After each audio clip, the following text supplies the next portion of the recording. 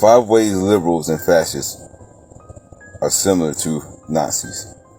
Their obsession with race. Adolf Hitler, as we all know, was obsessed with the superiority of the enriched, supposedly, to secure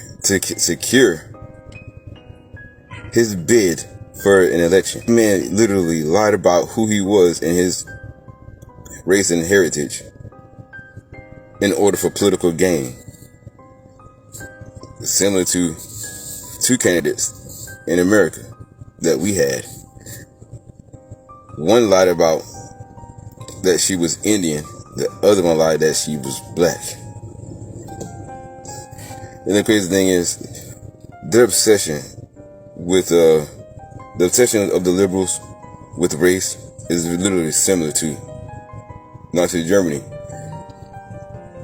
In India, the rhetoric that liberals employ against Brahmin is Aiken is to the one employed by the Nazi Germany against the Jews. And mainstream Dravidian politics, which is cheered on and encouraged and sustained by liberalism. The propaganda against the Brahmins is completely alike, that it is fueled by Nazi Germany's against the Jews.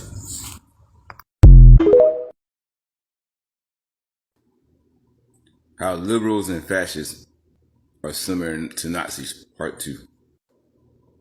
The ideological unity between the media and the political party. In Nazi Germany, the media serves as a propaganda wing for the fascist government. We see the similar in our country with this liberal government that we have now. The media was an extended arm to the Nazi Germany, just like the propaganda wing in the media in America to the Democrat. Liberal America even justified violence by Antifa goons against their political opponents.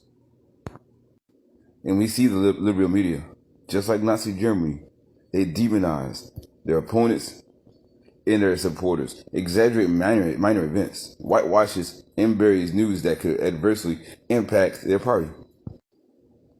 It's an incestuous relationship between liberal media, the liberal political parties, and they work together in the same fashion as the media and the politicians in Nazi Germany. But the one difference is, the biggest difference between Nazi Germany and these liberals is that the Nazis didn't hide it. They didn't even try to hide it. But the liberals in America are covert. In order for them to be effective, they have to claim to be independent and neutral, even when they clearly are not. They try to do everything, they use diversions to cover up their incestuous relationship with the liberal media. The relationship between the media and the politicians in Nazi Germany and in the liberal world stems from the same ideological unit between them. The material benefits that are gained are only for a second order requirement, and loyalty to ideology is their main motivation. How liberals and fascists are similar to Nazis, Part 3. The ideological unity between academia and the political parties. In Nazi Germany, academia served greatly for the Nazis, and then it helped shape their ideology and provided them with ideas and techniques to help them achieve their nefarious objective. We see a similar pattern in the liberal America. The political parties rely on in the academia for acquiring foot soldiers and legitimizing their agenda. The academia provides liberal politicians with foot soldiers and innovative techniques in order to achieve their political goals. Here in America, you see a complete unity between ideology and academia in the liberal party. The liberal parties work tandem in order to indoctrinate the youth and achieve ideological objectives.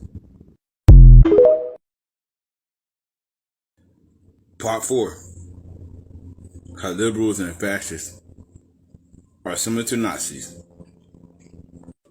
Their will to power, while crushing their opponents in tandems. The liberal establishment literally demonizes their opponents unfairly, unceremoniously remove them from power, all while accusing their political opponents of being fascist, despite the fact that it is their political structure that is kin to the Nazi Germany. The liberal establishment will use the media, academia, and their foot soldiers to demonize and tarnish the reputation of other people that don't agree with them, ideologically or politically. When you call out academia and politicians, think about it. When you call out politicians and academia, the media comes to their defense. When the monopoly of liberals is threatened, the academia, political parties provide cover, and together they'll fight to ensure that the liberal establishment continue to thrive. 5 ways liberals and fascists are like Nazis. Part 5.